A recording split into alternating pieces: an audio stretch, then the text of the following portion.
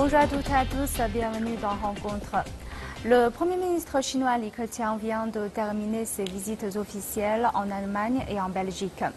Lors de son voyage en Europe, il a également participé au sommet annuel UE-Chine, durant lequel il a déclaré que la Chine et l'UE faisaient face à des incertitudes croissantes au niveau mondial.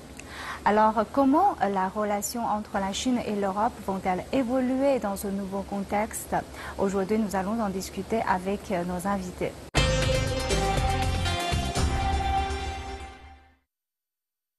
Le Premier ministre chinois Li Keqiang a effectué du 31 mai au 3 juin une visite officielle en Allemagne et en Belgique. Li Keqiang a participé au forum sino-allemand sur la coopération en matière d'innovation ainsi qu'au 12e sommet commercial sino-européen. Le Premier ministre chinois a également annoncé la signature de plusieurs accords bilatéraux sur les infrastructures, l'industrie, les tests de qualité, les télécommunications, la logistique et les activités portuaires. La visite de Li Keqiang en Europe a été largement commentée par les médias occidentaux. Sur le site internet de la chaîne internationale allemande Deutsche Welle, si l'on admet qu'il est encore difficile pour la Chine et l'Europe de trouver un accord commun sur la suppression du protectionnisme commercial, on confirme toutefois que le sommet Chine-UE a permis de nombreuses avancées et a envoyé un signal très positif. Pour CNN, le sommet a permis à la Chine et à l'UE, qui soutiennent toutes les deux le libre-échange, d'opérer un rapprochement. Enfin, pour l'AFP, la coopération entre l'Union européenne et la Chine durant le sommet marque le franchissement d'un nouveau palier dans les relations.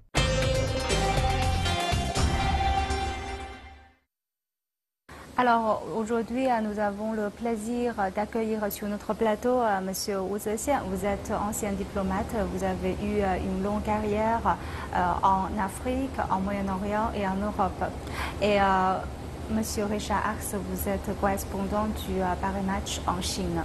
Alors, bienvenue sur notre plateau.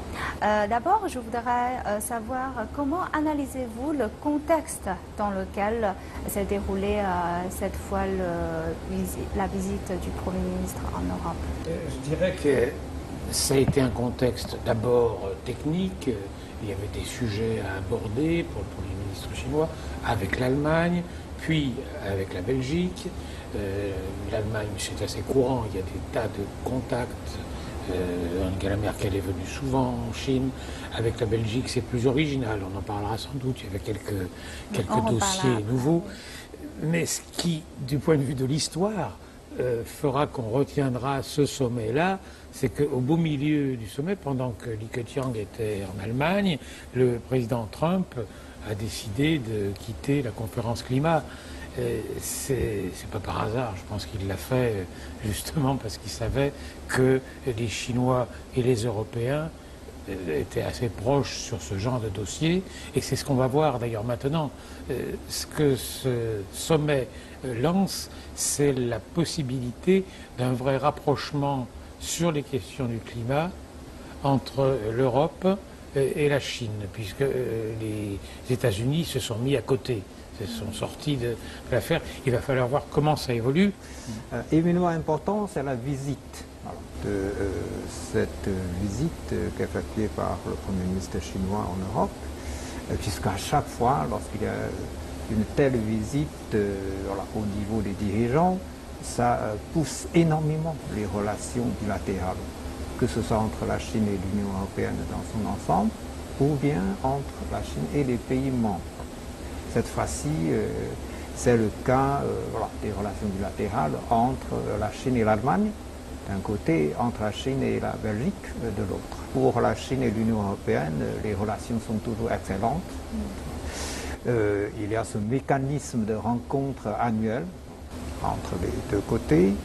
Et, entre la Chine et les pays membres, ça marche aussi très très fort parce que ça ne se traduit pas uniquement au niveau de l'Europe dans son ensemble, ça se traduit également au niveau des relations bilatérales. Avec l'Allemagne, par exemple, la chancelière allemande a visité 10 fois la Chine, vous voyez. Et de notre côté, le président Xi Jinping a visité l'Allemagne il y a 3 ans. Et pour le Premier ministre Li Keqiang, c'est également sa 3e visite. L'Allemagne, vous savez, c'est un partenaire important de la Chine au sein de l'Union européenne. Il existe plus de 70 mécanismes de consultation bilatérale avec ce pays. C'est aussi le premier partenaire commercial de la Chine. Il y a une centaine de jumelages entre les villes et les Indes, les villes chinoises et les Indes allemandes, etc., etc. La Belgique, voilà, c'est aussi un pays important. Voilà. Le roi belge a visité la Chine en 2015 et un an avant, c'était le président chinois qui a visité la Belgique, c'est-à-dire en 2014. Et puis, voilà, le Premier ministre belge est venu en Chine l'année dernière. Ça marche très fort. Il y a plusieurs entreprises belges qui sont très connues en Chine.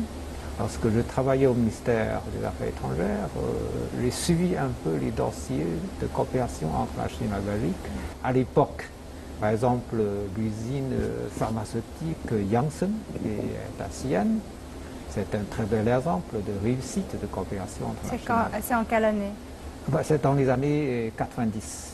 Et pendant la même période, il y avait une autre coopération industrielle, c'était le projet Shanghai Bell. Voilà. Et puis Bell a été racheté par Alcatel, c'est devenu Shanghai Bell Alcatel. Bon, ce sont des exemples qui montrent l'excellence des relations de coopération entre la Chine et la Belgique. Et avec le temps qui évolue, aujourd'hui, on voit aussi des investissements énormes de la part des entreprises chinoises. En Belgique, par exemple, une entreprise chinoise d'automobile a racheté l'usine Volvo, dont un atelier de rassemblage très important se trouve en Belgique. Et durant la visite, le Premier ministre chinois a visité, voilà, d'ailleurs l'exposition faite par cette usine. Vous voyez, tout ça montre que les relations entre la Chine et l'Union européenne, les relations entre la Chine et l'Allemagne comme la Belgique sont excellentes. C'est dans ce contexte que s'inscrit cette visite qui vise à pousser encore davantage la coopération entre les deux côtés. Qu'est-ce que vous retenez des points importants de cette visite en Allemagne et en Belgique respectivement? Madame Merkel est venue plusieurs fois en Chine. Toutes les fois où des dirigeants chinois rencontrent les dirigeants allemands, il y a plein de dossiers. Ce serait impossible à tous les citer. Donc avec l'Allemagne, c'était un petit peu, pas la routine, mais enfin en tout cas, des dossiers connus qu'il faut approfondir sur l'automobile, sur je ne sais quoi. C'est plutôt économique. C'est plutôt économique, ah oui, certainement, oui. C'est pas tellement diplomatique. Peut-être essentiellement la relation, et puis ça dure depuis un petit moment quand même, depuis au moins 30 ans, je pense que la relation entre l'Allemagne et la Chine, elle est essentiellement économique. Avec la Belgique, c'est plus original. Je considère que la Chine essaye de travailler avec certains pays de l'Union européenne, dans la mesure où forcément l'Europe n'est pas capable de gérer tous les dossiers de chacun des pays. C'est normal que la Chine s'adresse à certains moments à certains pays. Elle l'a fait avec la Grèce au début, elle l'a fait avec l'Espagne, le Portugal. Maintenant, la Belgique, il y a plein d'accords, vous en avez cité un petit peu, mais j'ai vu que ça tournait autour de la notion de test de qualité, où les Belges sont assez forts. Sur les télécommunications, il y a aussi des accords sur les infrastructures. Enfin, il y a des choses à faire. En même temps, la Belgique, bon, c'est un petit pays de l'Europe, mais c'est pas mal qu'elle ait une relation particulière avec la Chine.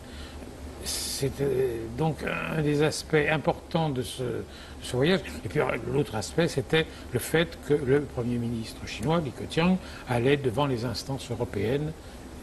Ça a été un moment important, en partie à cause de la décision américaine.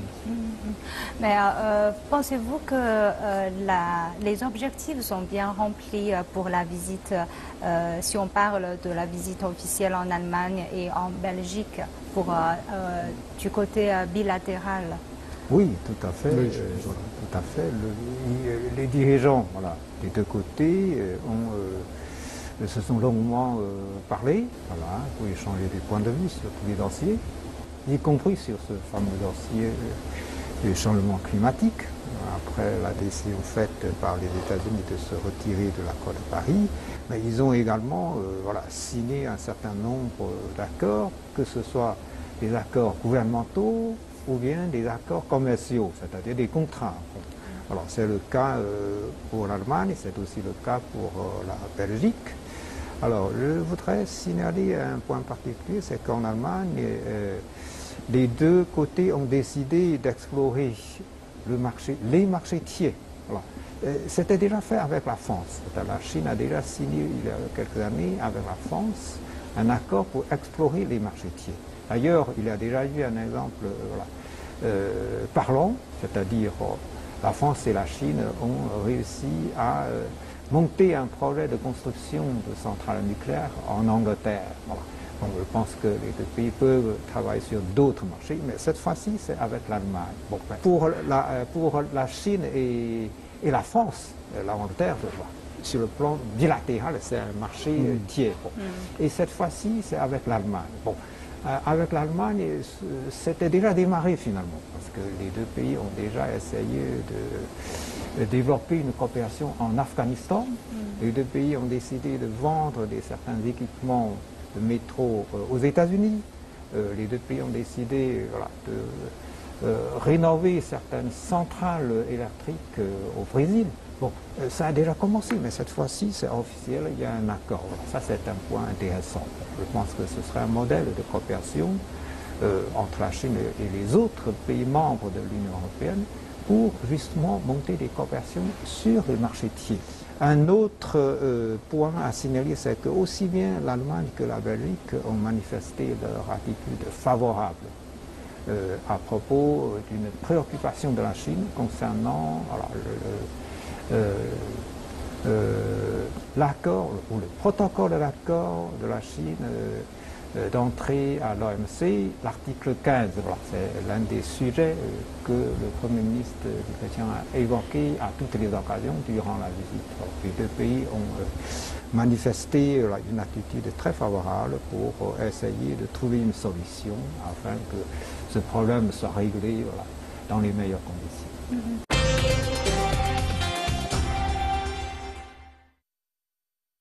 The United States will withdraw.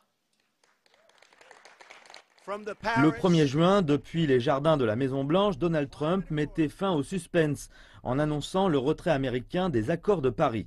La communauté internationale tout entière est sous le choc. La décision du président Trump hier soir de se retirer de l'accord de Paris aurait en effet pu semer le trouble, le doute. Mais c'est un problème bien plus global et je pense que sa vision est très centrée sur les États-Unis. Le 2 juin se tenait à Bruxelles la 19e réunion des dirigeants Chine-UE. Les dirigeants de la Chine et de l'Union européenne ont exprimé leur volonté d'accélérer le développement de la coopération sino-européenne. 在当前国际局势在变化，一些不确定、不稳定的因素不断增加的情况下，中欧关系应当保持稳定。 China and the European Union are aligned on the need for international solutions. Pour le Washington Post, la rencontre entre Donald Trump et les dirigeants européens lors du récent sommet du G7 marque un tournant dans l'alliance qui était née sur les cendres de la Seconde Guerre mondiale. Il est probable que l'Europe se tourne désormais vers un partenaire économique stable comme la Chine. On voit que vous avez mentionné tout à l'heure que le Premier ministre a assisté à ce sommet UE-Chine. Alors, il a déclaré que la Chine et l'UE faisaient face à des incertitudes croissantes au niveau mondial. D'après vous, qu'est-ce que cela signifie et quels sont les défis maintenant devant la Chine et l'UE dans l'avenir? Oui, je pense que cette déclaration, elle est faite et puis elle a existé aussi un petit peu du côté des Européens. Je pense qu'ils ont dit un peu la même chose. Mais ça signifie que les incertitudes, c'est le monde actuel, beaucoup de choses bougent. Je pense que c'est quand même essentiellement une allusion à l'attitude américaine sur le climat. La principale incertitude au moment où a eu lieu ce sommet, c'est ça, on ne sait plus très bien où l'on en est. En fait, il pourrait y avoir...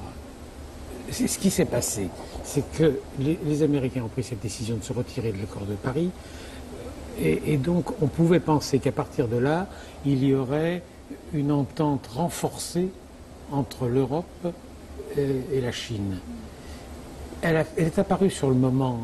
Les premières réactions de Li Keqiang étaient de regretter. Enfin on sentait bien qu'il y avait une certaine rencontre des pays européens, enfin de la Commission, avec la Chine, mais dans un deuxième temps, on a vu que le reste de la négociation comptait beaucoup pour les Chinois, et en particulier le statut d'économie de marché.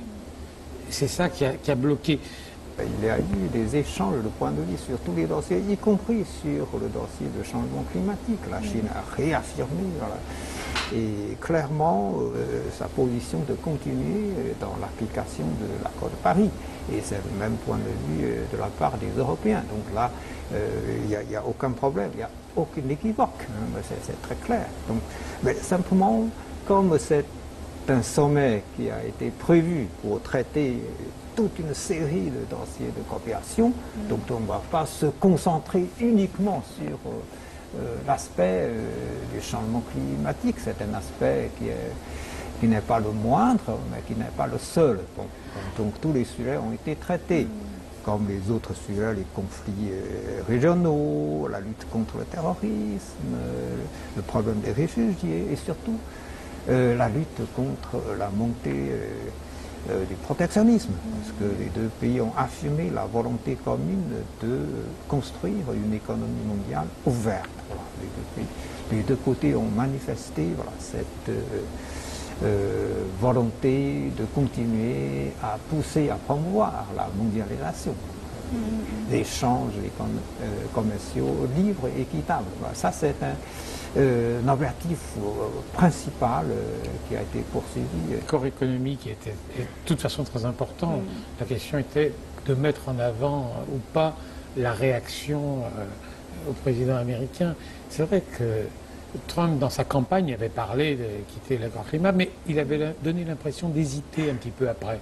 On ne savait pas très bien s'il le ferait ou pas. Et dans son entourage, parmi même certains ministres, on sentait qu'il y en a qui n'étaient pas pour quitter l'accord climat. Donc il a franchi le pas. Est-ce que quand l'Allemagne a dit que Trump n'est plus un allié sûr, en fait l'Europe a déjà senti un peu ça. Merkel, elle était persuadée, oui.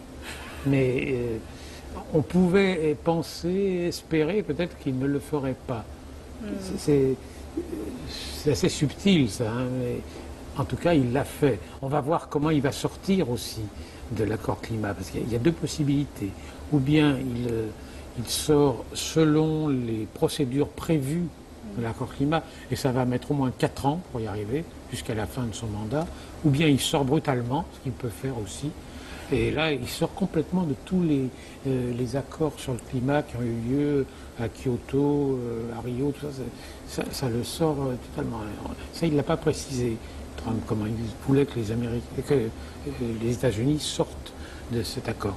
En tout cas, oui, on est dans une période à la fois un peu prévisible, oui, c'est vrai, mais où il est donc d'autant plus important que les pays qui sont des pays importants en matière de pollution, la Chine et puis l'Europe dans une moindre mesure, s'entendent bien sur le maintien des accords de Paris. Parce que le pire risque qui peut exister maintenant, c'est que les Américains entraînent d'autres pays à quitter les accords de Paris. Il y en a 180 qui ont signé. Les deux qui n'avaient pas signé jusqu'ici, c'était le Nicaragua, je crois, et puis la Syrie, qui a d'autres choses à faire que de signer des accords comme ça en ce moment. Et donc, si d'autres pays enchaînent, ça va être une catastrophe pour l'accord climat, et d'ailleurs pour l'écologie en général. C'est donc important que les points de vue chinois et européens, qui a priori sur le climat sont vraiment assez proches, et bien que ça s'affirme, ça. Il y a eu quand même une conférence de presse conjointe entre le Premier ministre chinois et les dirigeants de l'Union européenne, dans lequel ils ont manifesté clairement leur position sur tous les grands dossiers. Bon. Pour ce fameux problème de changement climatique, voilà, la position chinoise est claire et constante, ce n'est pas un secret, ce n'est pas une équivoque. Et de même pour l'Union européenne, voilà, c'est très clair. La France a déclaré clairement qu'il n'est pas question de revoir l'accord de Paris, voilà, dans une mesure réduite, etc. etc. Donc là-dessus, il y a... Bon, le retrait des États-Unis ne constitue pas vraiment une surprise. Bon, et la réaction des autres est prévisible aussi. Et à mon avis, ce problème de changement climatique concerne l'avenir de l'humanité entière. Les gens ne vont pas uniquement tenir compte de l'attitude des États-Unis. Ils vont d'abord considérer, voilà, le dossier comme un dossier vital pour leur avenir. Donc voilà. À mon avis, la plupart des pays qui ont signé l'accord de Paris vont certainement réfléchir et trouveraient certainement une réponse qui correspondrait à leur propre intérêt. C'est ça qui est l'essentiel. Encore une fois, ce dossier n'est pas le dossier unique pour cette rencontre Chine-Europe. Il y a beaucoup d'autres dossiers. Par exemple, à la fin de cette visite, il y a eu, voilà, une liste des acquis qui a été publiée sur le site du ministère des Affaires étrangères chinois. Voilà. Les deux côtés ont manifesté la volonté de continuer à promouvoir la coopération dans 30 dossiers, une trentaine de dossiers de coopération à l'avenir. Vous voyez qu'il y a beaucoup de choses à faire. Les deux côtés, par exemple, ont décidé de créer un fonds commun d'investissement, c'est-à-dire le renforcement de la coopération financière. Et tout ça, c'est très important et c'est très concret. Vous voyez. Bon. Oui, il y a une chose concrète, j'ai remarqué, c'est-à-dire qu'ils ont signé des accords sur la coopération entre les PME. En fait, quelle est l'importance des PME aujourd'hui dans la coopération Chine-UE? Parce que c'est vraiment quelque chose de très concret, ça concerne pas les grandes entreprises, mais vraiment des petites entreprises. C'est très différent, c'est ça où l'Europe n'est pas unifiée dans ce domaine-là, selon les pays. Si vous prenez les PME allemandes, elles travaillent beaucoup à l'international en s'alliant avec des gros groupes. C'est comme ça que ça marche et ça leur permet d'avancer, notamment en Chine. En matière automobile, par exemple, il y a beaucoup de PME qui fonctionnent sous la coupe des grands groupes, Volkswagen, BMW, tout ça. Et ça leur donne une force. Tout ça, c'est une espèce de patriotisme économique. En France, c'est pas ça du tout. En France, les PME, elles sont individuelles. Elles ont peu de contacts entre elles, déjà. Pour se mettre à l'international, ça pourrait être utile de se grouper. Et elles ont encore moins de contacts avec les grands groupes. À quelques exceptions près. Par exemple, vous prenez EDF, l'électricité. Eux, ils ont des contacts. Et quand ils font un marché en Chine ou ailleurs, à l'international, ils amènent des PME à travailler avec eux sur tel ou tel aspect. Mais c'est un cas à peu près unique, je pense. En tout cas, il y a une grande différence. Et il serait nécessaire en Europe de travailler à ça. De faire que les entreprises, les petites entreprises françaises participent à des gros marchés, et notamment avec la Chine, où c'est finalement assez facile de trouver des endroits où une coopération est nécessaire et où telle petite entreprise qui a telle spécialité peut avoir son utilité évidente. Peut-être en prenant modèle sur l'Allemagne, sachant que dans les autres pays, l'Espagne, l'Italie, oui, l'Italie, les PME sont assez organisées au niveau italien pour aller vers l'extérieur. Elles ne passent pas tellement par les grands groupes, mais entre elles, elles s'entendent bien. Et en Chine, il y a de plus en plus de PME. Tout le monde ne devient pas des milliardaires, mais bon, il y en a beaucoup qui créent leur propre entreprise et qui essayent de développer des activités sur le plan international. Et cette fois-ci, ce qui est intéressant, c'est que les deux côtés ont organisé, en profitant de cette occasion, une rencontre entre les PME des deux côtés. Alors, plus de 200 chefs d'entreprise des deux côtés se sont réunis et ils ont discuté des projets de coopération et ils ont signé des contrats, voilà, à cette occasion. Donc, en effet, comme vous avez dit, c'est un sujet de coopération d'avenir. Voilà, on a certainement beaucoup de choses à dire. Alors, parlons de l'avenir. Pour résumer brièvement, comment voyez-vous le développement futur de la relation entre la Chine et l'Union européenne? Je prendrai une phrase de Donald Tusk, le président du Parlement européen, qui a dit à la suite de la réunion qu'il y avait à Bruxelles, nous devons trouver ce que nous avons en commun entre l'Europe et la Chine au lieu de souligner ce qui nous divise. Je crois que ça dit bien qu'il y a en ce moment, je trouve, des points de relations importants, avec évidemment des différends qu'il va falloir arriver à gérer, mais entre la Chine et l'Europe, ça se présente plutôt bien. Il faut travailler ensemble. Il y a une possibilité visible d'un travail en commun.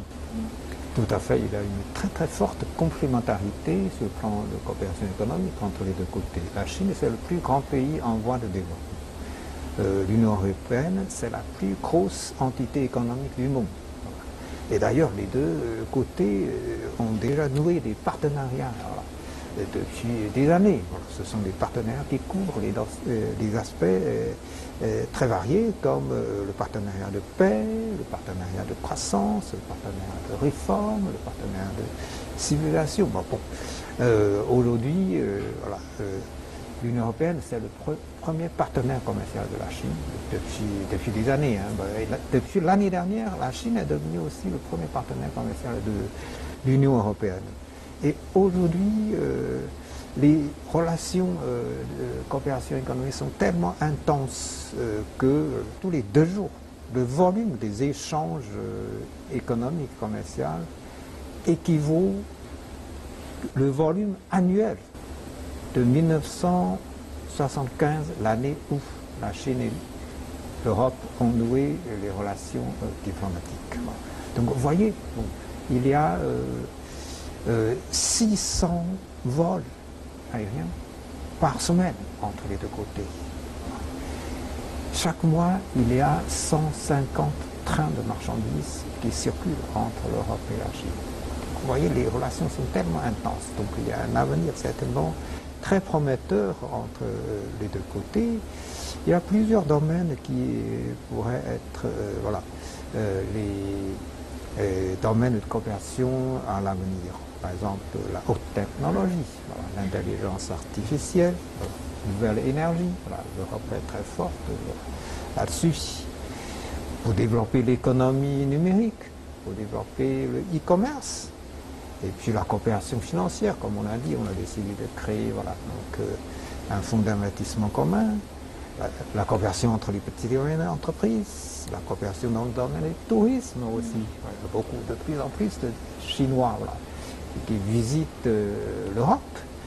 Et puis la fameuse coopération sur les marchétiers, j'ai évoqué, ça va certainement constituer un domaine de coopération important. Je dirais que l'actualité, le fait que le président Trump a décidé de retirer son pays de l'accord climat, ça signifie sans doute qu'il y a une volonté de repli sur soi des États-Unis, d'isolationnisme. Il l'avait dit dans sa campagne d'ailleurs. Et dans ces conditions, ça remet d'autant plus en valeur une relation entre l'Europe et la Chine. Si les États-Unis se mettent à côté, il y a plus à travailler. Ça aussi, c'est une réponse d'avenir, me semble-t-il. Alors, je vous remercie tous les deux d'avoir partagé vos points de vue avec nos téléspectateurs. Et je vous remercie d'avoir suivi notre discussion. À la prochaine.